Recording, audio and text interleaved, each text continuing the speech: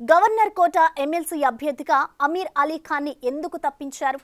మొదటిసారి అవకాశం ఇస్తున్నట్లు ప్రకటించిన ఇద్దరిలో ఈసారి ఒకరికి అవకాశం కల్పించడం వెనుక ఉన్న కారణమేంటి? కాంగ్రెస్ అంతర్గత వ్యూహమా లేదా మరేమైనా కారణముందా? ఎమ్మెల్సీగా తప్పించిన అమీర్ అలీ ఖాన్కి వేరే పదవి ఏమైనా ఇస్తారని హామీ ఇచ్చారా? ఇంతకీ ఈ పరిణామాల వెనుక ఉన్న కారణమేంటి? Let's watch the story.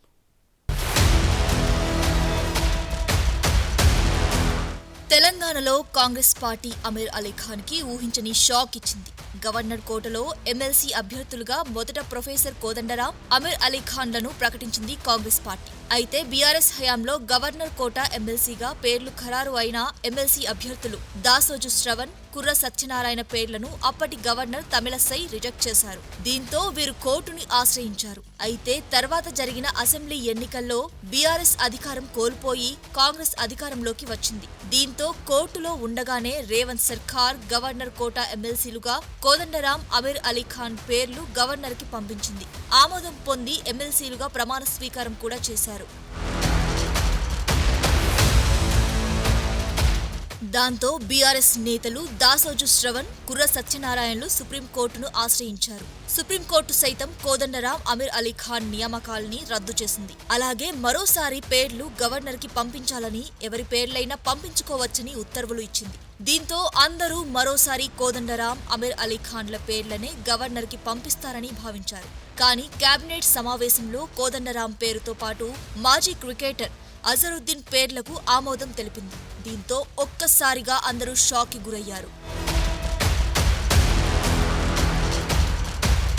అయితే ఎందుకు అమీర్ అలీ ఖాన్ ను తప్పించారని చర్చ మొదలైంది. అమీర్ అలీ ఖాన్ ఎమ్మెల్సీగా ఎన్నికైన తర్వాత మైనారిటీ కోటలో మంత్రి పదవి వస్తుందని ఆశించారు. కానీ కేబినెట్ విస్తరణలో అమీర్ అలీ ఖాన్ పేరు రాలేదు. దీంతో అప్పటి నుండి అమీర్ అలీ ఖాన్ తన సొంత పత్రిక సియాసత్ లో ప్రభుత్వానికి వ్యతిరేకంగా వార్తలు రాయించారనే వాదన ఉందట. అది అమీర్ పై కాంగ్రెస్ అధిష్టానం అసంతృప్తికి కారణమైందట. అలాగే హస్తం పార్టీ మిత్రపక్షంగా ఉన్న ఎంఐఎం పార్టీకి సైతం అమీర్ అలీ ఖాన్ తో మంచి సంబంధాలు లేవట.